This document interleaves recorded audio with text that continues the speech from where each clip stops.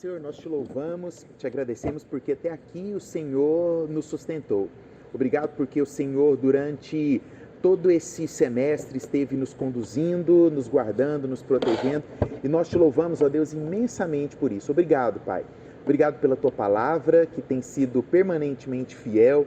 Obrigado porque o Senhor trazes respostas aos nossos corações e que todas essas respostas que nós investigamos ao longo dessa série possam fazer a diferença na nossa vida, ó Deus, no nosso futuro. Abra, ó Deus, os olhos do nosso entendimento também nessa noite, para que nós possamos compreender a Tua Palavra e para que nós possamos ser cheios da plenitude do conhecimento do Senhor, pois esse é o desejo do nosso coração. Assim nós oramos, em nome de Cristo Jesus, o Nazareno. Amém? Amém. Pode se assentar. Nós hoje estamos encerrando a nossa série, pelo menos a primeira temporada dela, né, que é a Perguntas Complexas, Simples Respostas. Nós já temos aí um planejamento para termos a segunda temporada dela, já temos os 10 episódios da próxima temporada, mas talvez nós não vamos começar o ano que vem com ela. Vamos lá? A nossa pergunta de hoje é a seguinte: como posso desenvolver uma consciência cristã? Para isso, eu gostaria de ler um texto com você que está lá em Romanos, capítulo 14. Abra, por gentileza, aí a sua Bíblia em Romanos, capítulo de número 14, versículo de número 22 e 23. Bem o finalzinho aí do capítulo, tá bom? Romanos, capítulo 14, verso 22 e 23. Diz assim: você tem direito às suas convicções, mas guarde isso entre você e Deus. Felizes são aqueles que não se sentem culpados por fazer algo que consideram correto. Mas se você tem dúvidas quanto ao que deve ou não comer, será culpado se comer, pois vai contra a sua consciência. Se faz qualquer coisa sem convicção, você automaticamente está pecando. Aqui nesse versículo, o apóstolo Paulo, ele destaca a palavra que é talvez a palavra-chave, né, do nosso estudo nessa noite, que é o termo consciência. A nossa ideia é responder: eu consigo trabalhar uma consciência cristã, né? E segundo, automaticamente, como que eu posso desenvolver essa consciência baseado nestes aspectos da fé a qual eu professo? Uma bibliografia, né, utilizada aqui dentro desse contexto é essa daqui, que é um livro que, na verdade, eu comprei por conta do primeiro autor, que é o Piper, mas que eu recomendo porque ele vai falar, na verdade, ele vai falar muita coisa além desse aspecto da consciência, tá? É um estudo, na verdade, sobre o teísmo aberto, que é uma vertente aí que vai de encontro aos nossos valores que nós temos do cristianismo histórico, tá certo? E aí, principalmente o John Piper, ele fala muito sobre esse aspecto da consciência. Para que nós possamos começar a falar desse contexto, nós precisamos ter em mente as visões que nós temos, algumas delas, né, não tem como a gente falar de todas, dentro desse contexto da consciência. Então, quando eu abordo a questão da consciência, primeiro, nós temos uma visão clássica daquilo que é a consciência. O que a visão clássica da consciência diz? Que a consciência é algo que Deus implantou no homem. É aquela, entre aspas, né, a voz de Deus que está na mente de todo homem. E aí muitos falam isso até baseado naquilo que o apóstolo Paulo vai dizer, né? Que existe uma lei da natureza que Deus escreveu dentro do coração de todo homem, né? E aí quando nós falamos dessa visão clássica, nós lembramos mais ou menos daquele conceito, né? De que existe algo dentro de todo ser humano, né? Que quando ele pisa errado, ou peca, ou faz algum errado, a consciência dele pesa. Esse peso na consciência, né, está relacionado a essa visão clássica, que é intrinsecamente Deus ali dentro da consciência humana. Além dessa visão clássica, nós temos a visão filosófica. Se nós pegarmos, por exemplo, Immanuel Kant, né, que foi, na verdade, um dos filósofos mais céticos que já passaram por aqui, ele levanta um argumento relacionado à existência de Deus. E ele levanta esse argumento relacionado à questão moral sobre a existência de Deus. Haja vista que ele não acreditava, né? E ele chama isso de senso universal, né? Vou colocar uma aspa aí. Ele diz que esse senso universal existe dentro de todo homem, foi implantado dentro do coração de todo homem. E ele chama isso, nesse senso universal, de um imperativo categórico, que faz com que todo homem, quando comete uma coisa errada, tenha aquele famoso peso na consciência. Na visão histórica, né, nós poderíamos considerar, né, essa questão da consciência como uma ligação ética que todo ser humano tem com o transcendente. A história, né, nós pegarmos ao longo da história, nós vamos ver sempre a tentativa dessa conexão com aquilo que transcende as suas forças. Desde o Egito Antigo, passando pela Mesopotâmia, nós vamos observar dentro dessas culturas antigas uma espécie de tentativa de se conectar com aquilo que transcende o entendimento. Entretanto, isso começou a decair quando entra em cena dentro da história o relativismo, né? O relativismo com a pregação de que não existe nada absoluto, nada é absoluto, tudo é relativo. Então a história começa a destoar um pouco dessa possibilidade de buscar uma ética transcendente, uma ética moral nesse sentido. E por último, a visão bíblica, que é a nossa visão que eu vou tentar expor para vocês aqui nessa noite. A visão bíblica, né, ela parte do princípio de que tanto o Antigo Testamento quanto o Novo trabalham o conceito de consciência.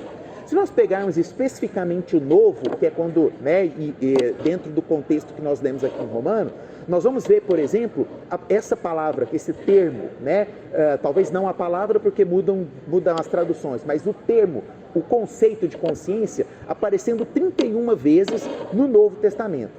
E esse contexto, né, de consciência, ele envolvia duas ideias, tanto a ideia de acusar quanto a ideia de justificar. Então a sua consciência, ela tem dois aspectos, ela tem um aspecto que é um aspecto acusatório e tem um aspecto justificativo. O que é o aspecto acusatório? É aquele aspecto que, quando você pisa na bola, faz algo errado, ele vai te acusar, né? Você lembra quando você cometeu aquele, né? Estava lá na geladeira, o último pedaço de bolo, que era do seu irmão, cenoura com cobertura de chocolate, você acordou de madrugada, né? Foi lá, você sabia que era dele, mas o que você fez? Você comeu. No outro dia, né, quando seu irmão foi lá, abriu a geladeira, chorou, né, que era o último pedaço que estava lá. Sua consciência foi acusada, né? Por que você fez isso, né? E do outro lado, a consciência no Novo Testamento, ela tem também esse aspecto, que é o aspecto justificativo, porque é dentro da nossa consciência que nós sabemos o que é o certo a fazer, que está posto na Bíblia, né? Desde o princípio, olha, o certo e o errado está diante de você. Cabe a você agora, né, decidir aquilo que você vai fazer. Agora, haverá uma consequência dessa sua decisão, certo? Dentro desse aspecto, abordando a consciência como uma sensibilidade que nós temos, a consciência, ela faz parte, muitas vezes, do nosso... Ela está, eu poderia dizer, e aí é uma fala minha, não é nada daquilo que eu pesquisei, dentro daquilo que eu aprendi, né, consciência, ela está um tanto quanto correlacionada ao caráter, né? Consciência, ela está diretamente ligada ao caráter. E eu acredito que o caráter, em certo sentido, ele pode ser melhorado. Talvez você tenha uma pessoa que nasceu num ambiente ruim, né, num ambiente de más influências, mas que em determinado momento ela recebeu uma orientação correta e ela viu que estava fazendo algo errado. Então ela mudou. E aí existe uma frase, né, de um teólogo, filósofo brasileiro, que não vou citar o nome dele porque ele deu uma bandeada assim meio esquerdopata, né? Mas ele é muito inteligente. Tem que citar, né? Não posso. Leonardo Boff, né? Leonardo Boff, ele tem uma frase muito interessante, que ele diz o seguinte: eu mudo para continuar o mesmo, né? E essa frase, ela faz muito sentido, porque às vezes, né, a gente tem aquela falsa impressão de que a pessoa que muda de acordo com alguma coisa, ela muda porque ela é Maria vai com as outras, ou maleável demais. Mas não, a mudança, ela faz parte da nossa formação. E aí essa frase dele é muito interessante porque às vezes eu mudo, mas eu mudo para continuar o mesmo na minha essência, que nós acreditamos que é a essência a qual Deus, né, nos criou e nos formou. Então, nós vamos evoluindo, né? E essa nossa consciência, ela pode ser sensibilizada. Da mesma forma que uma pessoa boa em caráter, ela pode ser deturpada, de acordo com o meio a qual ela vai viver, de acordo com ambições que ela tem, né? E, consequentemente, essa consciência dela pode ser mudada. E aí, dentro desse sentido, o que nos cabe? Nos cabe, como cristãos, termos uma fé viva, que nos mantenha de pé, mesmo quando as circunstâncias tentam afligir o nosso pensamento e a nossa consciência. E aí eu poderia exemplificar isso com Martinho Lutero, talvez de forma categórica. Martinho Lutero, o grande reformador protestante, que lá em 1517, né, fez a ação que mudou todo o percurso do cristianismo, né, escreveu ali aquilo que ele achava que estava errado, né, que ele via como errado na igreja, que ele não encontrava base bíblica, foi lá, escreveu as teses, pregou na porta da igreja de Wittenberg, e aí por conta disso ele foi totalmente afligido. O Papa, todos os padres vieram em cima dele, porque havia muita questão, né? A questão financeira da igreja, a questão dos membros, do poder da igreja. E aí ele foi considerado um herege e foi convocado para a dieta de Worms. O que eles queriam fazer com ele na dieta de Worms? Eles pegaram todos os escritos dele, juntaram, colocaram lá no meio da igreja, estava o salão repleto de gente, e falaram: olha, Martinho Lutero, aqui estão os seus escritos. Para você não ser condenado como um herege automaticamente, naquela época, todo aquele que era considerado um herege, né, se o Filipe Tebas estava passando na rua e ele encontra um herege, o Filipe Tebas tinha o direito de matar o herege. E ele não seria penalizado por isso. Então a igreja iria julgar Martinho Lutero como um herege, ou seja, iria condená-lo à morte, né? E estavam todos ali reunidos, colocaram os escritos dele e falaram assim: negue aquilo que você está dizendo. E aí, nesse instante, para mim, talvez a frase, Martinho Lutero tem muitas frases, mas a frase mais emblemática de Martinho Lutero, para mim, é uma fala, na verdade. O que Martinho Lutero diz? Ele diz o seguinte: não posso retratar-me. Minha consciência está cativa à palavra de Deus. E agir contra a consciência não é correto e nem seguro. A menos que vocês provem para mim, pela escritura sagrada e pela razão que eu estou enganado, eu não posso e não me retratarei.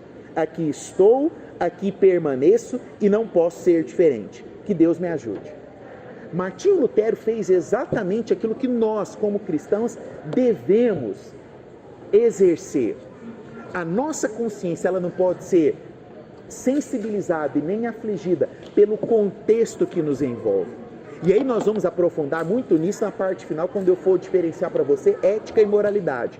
Mas eu gostaria que você pensasse no momento em que nós estamos vivendo, né? Um momento onde se pregam muitas coisas que vão diretamente contra aquilo que nós professamos na nossa fé. Por exemplo, né? O que o conceito LGB, CGATQRS e um monte de outras coisas prega, né? Eles pregam algo que está diretamente oposto ao que nós acreditamos na Bíblia. Na Bíblia está proposto por Deus, dentro de uma lei base fundamental, que não existe casamento entre pessoas do mesmo sexo. Nós amamos todas essas pessoas que estão dentro dessa visão. Entretanto, nós não concordamos e não mudaremos a nossa consciência, não nos deixaremos sensibilizar pela militância que eles exercem nos dias atuais. E dessa forma, existem vários outros tipos de militância que entram dentro do contexto, e aí é o nosso segundo ponto, chamado de as ordenanças da criação. Quando nós falamos de consciência cristã, nós temos uma base fundamental, que é o que estabelece, solidifica aquilo que nós cremos, que são as chamadas ordenanças cristãs. Basicamente, todos os homens da humanidade participam de uma determinada aliança com Deus. Independente se esses homens foram escolhidos ou não, independente se esses homens estão fazendo o que é certo ou errado, eles participam de uma aliança que foi estabelecida por Deus. Dentro desta aliança, há o que nós chamamos de corpo de legislação moral, que é aquilo que moralmente foi proposto por Deus na Bíblia. Por exemplo, a santidade de vida. A santidade de vida foi estabelecida lá no Jardim do Éden. A vida é algo santo e eu não tenho o direito de tirar nem a de outrem e muito menos a minha, porque a vida é algo santo. Está proposto, está fundamentado, está previsto na Escritura Sagrada. Um outro exemplo, a santidade no casamento. A santidade no casamento é algo que está previsto, a monogamia é algo que vem desde os primórdios do que a Bíblia descreve, e vai totalmente contra ao conceito, né? E aí tem um exemplo muito interessante e que está muito ligado com o que nós estamos falando, que é de consciência. O teólogo, né, Sproul, ele diz que certa vez uma garota foi no escritório dele para aconselhar com ele. E aí ela chegou chorando, né, triste, e aí ele perguntou, o que aconteceu? Ela falou assim, não, eu estava noiva, né, estou noiva, e eu e o meu noivo, nós caímos em pecado, cometemos relação sexual antes do casamento. E aí, né, ele vendo-a chorando, ele falou, nossa, né, tá arrependida, né, não, vamos conversar, senta aqui e tal. Aí ele falou, você quer falar mais alguma coisa? Ela falou, não, eu quero sim. Eu não acho que nós, chorando, soluçando, sabe como as meninas choram assim, soluçando, a menina chora desse jeito, não estou brincando. E aí ela foi contando, né, ela falou, olha, eu não acho que nós tenhamos caído, eu não acho que nós tenhamos, que eu e o meu noivo tenhamos cometido um erro grave. Aí o pastor já ficou meio assim, né? Aí ele falou, por quê? Ela falou, não, porque o que aconteceu conosco é, na verdade, um tabu que existe na sociedade. E esse tabu da sociedade, de que a noiva deve ir para o altar puro, acabou afligindo o meu coração. E é exatamente por isso que eu tive que vir aqui conversar com o senhor. Aí ele olha para ela e fala assim, então você está chorando por causa de uma fala da sociedade, um tabu que a sociedade... eu estou sendo afligida pela sociedade. Ele falou, não. Se fosse apenas um tabu afligido pela sociedade, você nem estaria aqui. Você está chorando porque tem uma consciência dentro de você que te informa, você fez algo errado. E você precisa consertar isso que está errado. Dentro desse sentido, nós temos várias outras ordenanças da criação. São leis que foram estabelecidas, né? Dentro dessas leis, nós cremos, por exemplo, pegando o próprio exemplo do casamento, né? A igreja, ela compartilha o casamento religioso com o que nós conhecemos como lei civil, né? Quem é casado aqui, né? O Jonathan e a Raquel, né? Antes de casarem lá no... Eu já contei do casamento dele pra vocês? Não? Teve os efeitos especiais já? Se eu não contei, depois vocês me perguntam, eu conto. Abriu os céus, assim, as luzes, foi um negócio fantástico, né? Fui privilegiado de fazer parte desse momento. A ideia foi da Raquel ou do Jonathan, aquela de abrir os efeitos especiais de Steven Spielberg?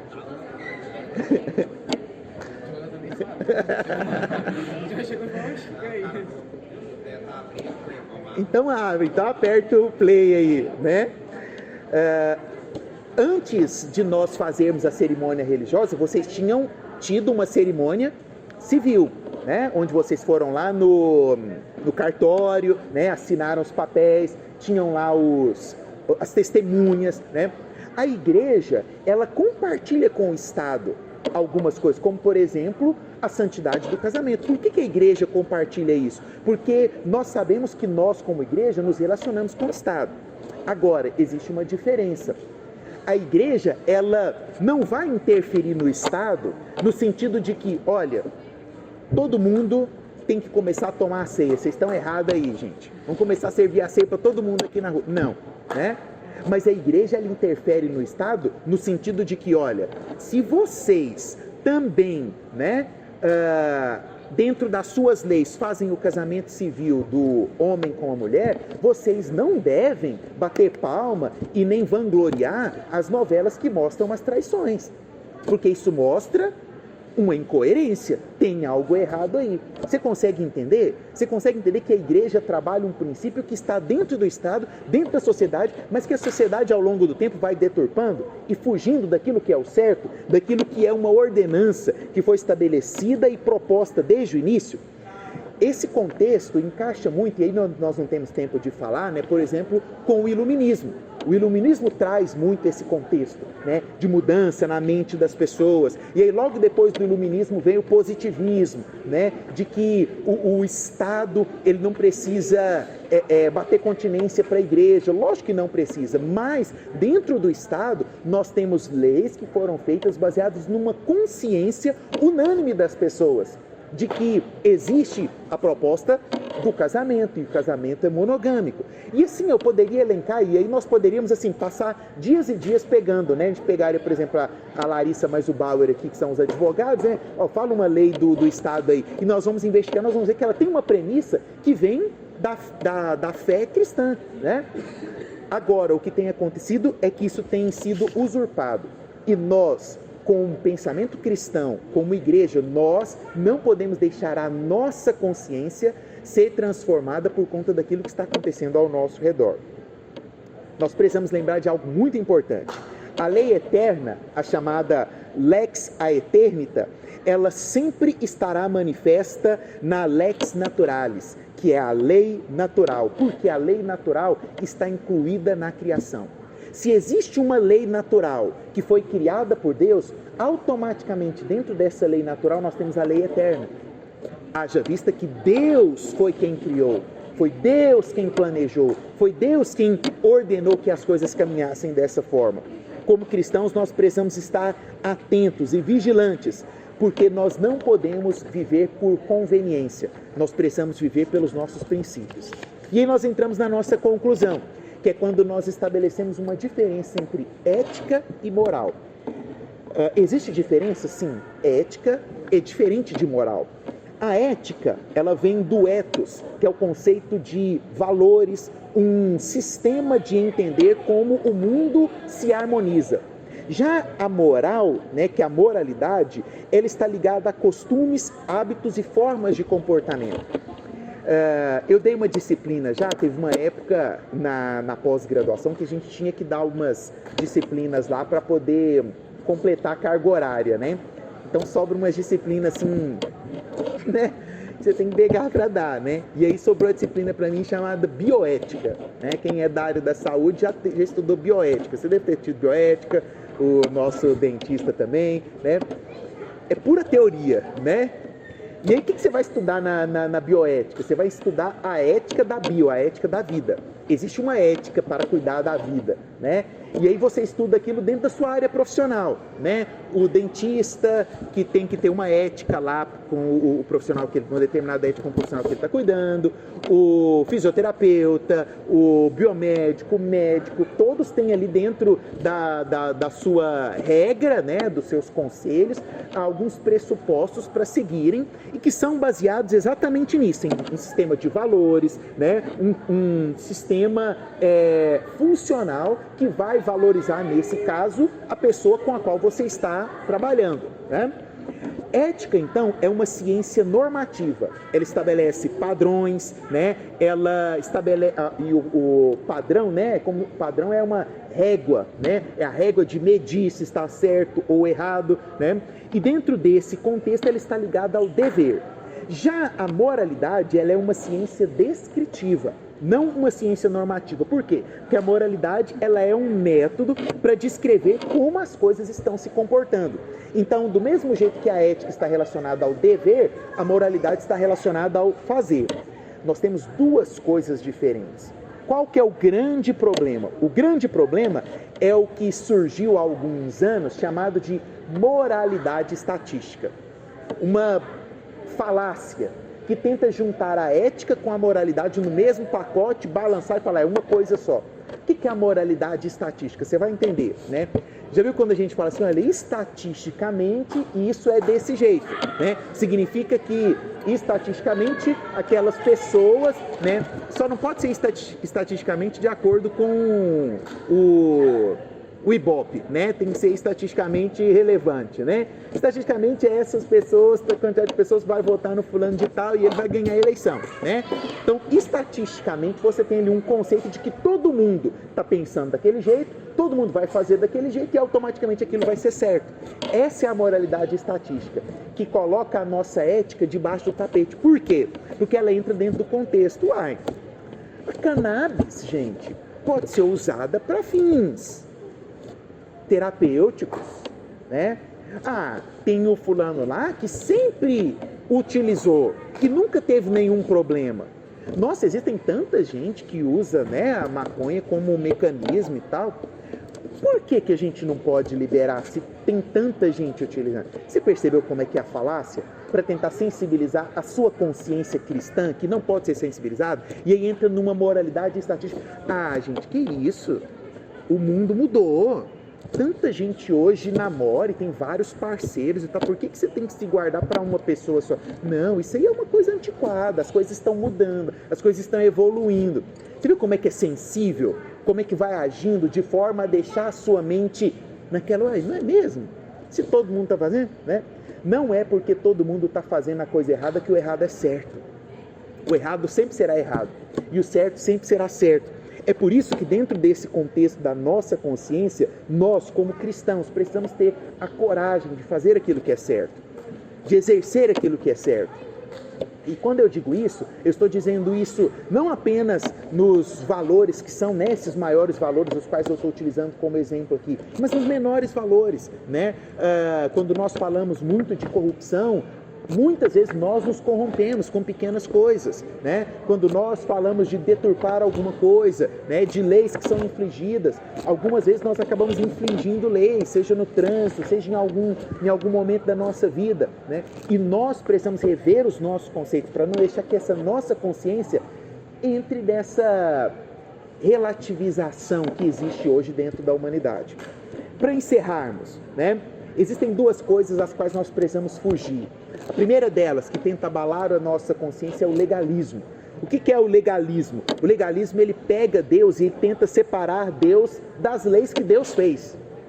Você consegue entender isso? Né? O legalismo é mais ou menos assim, olha, na Bíblia existe a lei, mas também existe a graça. Na Bíblia não fala que Deus é um Deus de graça e te perdoa? Aí você fala, né, você que não lê a Bíblia direito, né? Você fala, sim, né, a Bíblia fala que Deus é um Deus de graça. Aí ele vira e fala para você assim, mas se Deus é um Deus de graça, se você pecar, ele vai te perdoar porque ele é um Deus de graça. Aí você que não leu a Bíblia, né, aí você fala, nossa, é mesmo, faz todo sentido. Ou seja, o capeta já entrou lá dentro da sua mente, já pegou sua consciência, né? Por quê? Porque da mesma forma que a lei existe, existe a graça, e uma depende da outra. Não é porque eu estou na graça que eu posso pecar de forma exagerada. E aí vem o legalismo. Não, a graça existe, é por isso que você pode fazer o que você quiser. A graça vai tomar conta de tudo. Nós não podemos incorrer neste erro, que é o erro da legalidade ou da libertinagem, né? Nós somos justificados pela fé. Fica tranquilo, pode fazer o que você quiser, porque depois é só você falar que você acredita em Deus que você vai ser justificado. Não. Nós não podemos deixar que essas vãs convicções aflijam a nossa mente. E aí você fala assim, então, qual é a melhor forma de blindar a minha consciência, para que eu possa de fato desenvolver uma consciência cristã? Eu poderia citar várias coisas que eu acho que você deve usar como estratégia de vida para o seu ano de 2023. Não existe nada melhor e mais eficaz do que inundar a nossa mente, bombardear a nossa mente com coisas que nos fazem pensar naquilo que é correto, que não deixam a nossa consciência ser sensibilizada dessa forma. Um exemplo, a leitura. Exerça a leitura. A leitura é bom para tudo, né? Mas uma boa leitura cristã, ela vai deixar a sua consciência impermeável a essas nuances, a essas vãs filosofias que o apóstolo Paulo já dizia, né, lá atrás, que vira e mexe, vão tentar mexer conosco. Quem aqui nunca ficou mexido com, né, as teorias, por exemplo, até que o feminismo hoje está tão exagerado que qualquer pessoa que olha fala, nem, não, né? Mas lá no começo, até o feminismo se olhava e falava, nossa, o direito das mulheres, a gente tem que respeitar o direito das mulheres. Mas aí elas, né, começaram a... Né? Aí você pega o feminismo, pega a questão do homossexualismo e vai colocando tanta... Gente, você já parou para pensar que o cara estava na cadeia? Ele estava na cadeia. Você viu tanto que o relativismo e a libertinagem fazem coisas? Ele estava na cadeia. E ele vai receber uma faixa. Ele vai ser diplomado. Isso tudo foi o quê? Um trabalho. Que foi... E esse trabalho ele é feito diariamente. Não só na política. Na verdade, a política é o menor deles. Porque, na verdade, não se trata de política. E eu vou ser muito sincero para vocês. Um dia antes da eleição, eu falei para uma pessoa ali dentro da... E eu acho que eu tinha dito isso também na nossa célula. Não vai ganhar quem Deus não quer que ganhe. E aí você vira para mim e diz, mas Deus deixou o cara que estava na cadeia ganhar? Deus permitiu. Você já viu na Bíblia o tanto que Deus, tanta coisa ruim que Deus permitiu que acontecesse com o povo dele? Nessa permissão nós precisamos aprender, mas não podemos deixar a nossa consciência ser levada por isso. E aí, eu preciso trabalhar a minha mente com leitura adequada, com bibliografia adequada.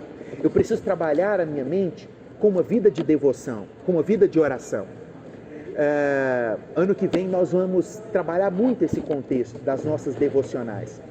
Amanhã, né, é o nosso primeiro domingo do Advento, né? Primeiro domingo do Advento.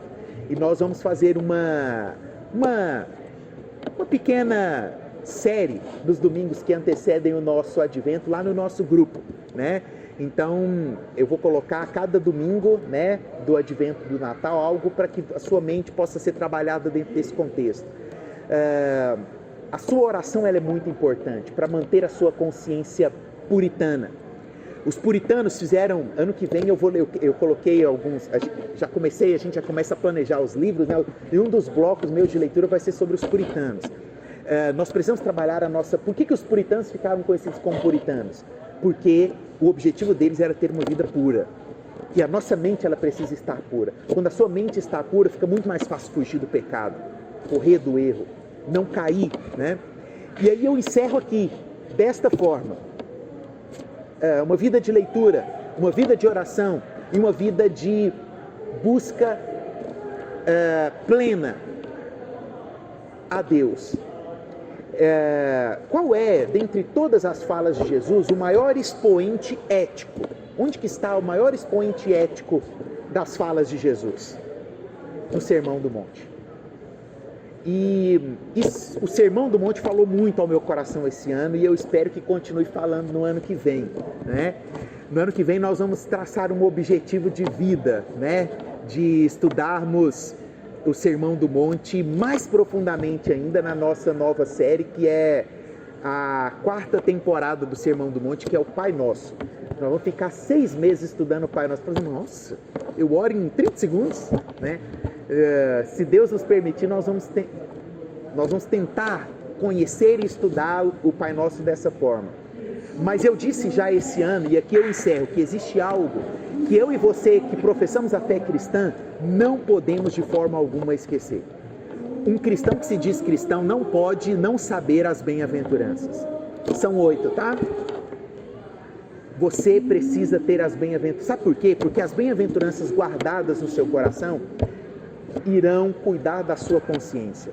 As bem-aventuranças protegidas no seu coração irão fazer de você uma pessoa diferente. As bem-aventuranças irão te ajudar a mudar a vida de pessoas que estão ao seu lado. Pegue as 8 bem-aventuranças hoje, quando você chegar em casa, escreva em algum lugar e pregue lá. Bem-aventurados os pobres de espírito, porque deles é o reino dos céus. Bem-aventurados os que choram.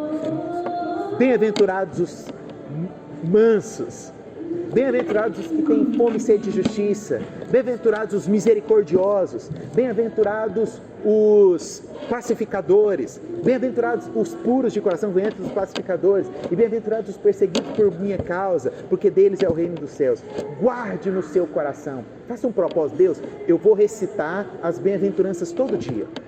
E aí depois que você fala de recitar as bem-aventuranças, aí você passa para o que o Vinícius nos ensinou aqui alguns dias atrás. Tenha os frutos do Espírito guardados na sua mente. Isso é maravilhoso. Sabe, você chegar no final do dia e falar assim, recita os frutos do Espírito, né? Você fala assim, qual deles que faltou na minha vida hoje? Será que foi a mansidão?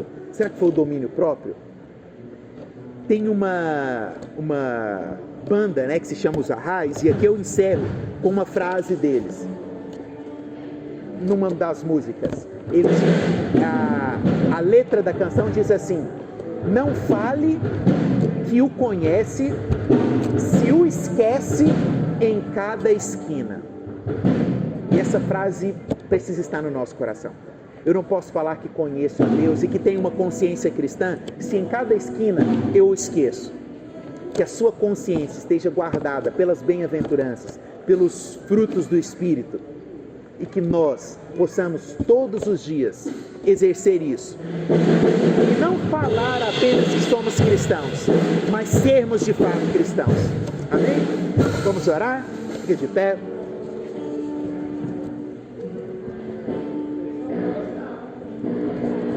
Coloque as mãos aí no teu coração. Peça para que Deus possa te dar uma consciência cristã. Uma consciência que não é abalada pelas adversidades e nem pelos dias em que nós estamos vivendo, mas uma consciência que é permanente, uma consciência que é impermeável e que é pautada na palavra de Deus. Senhor, nós te louvamos, te agradecemos por tudo aquilo que Tu és. Ó Deus, guarda as nossas mentes, guarda o nosso espírito, guarda o nosso coração. E que em 2023 nós possamos viver, ó Deus, uma nova vida, com expectativas novas, com projetos novos, ó Deus, mas que o maior destes projetos seja viver uma vida cristã, em todos os sentidos, em nome de Jesus. Amém, amém e amém. Deus te abençoe, em nome de Jesus. Amém.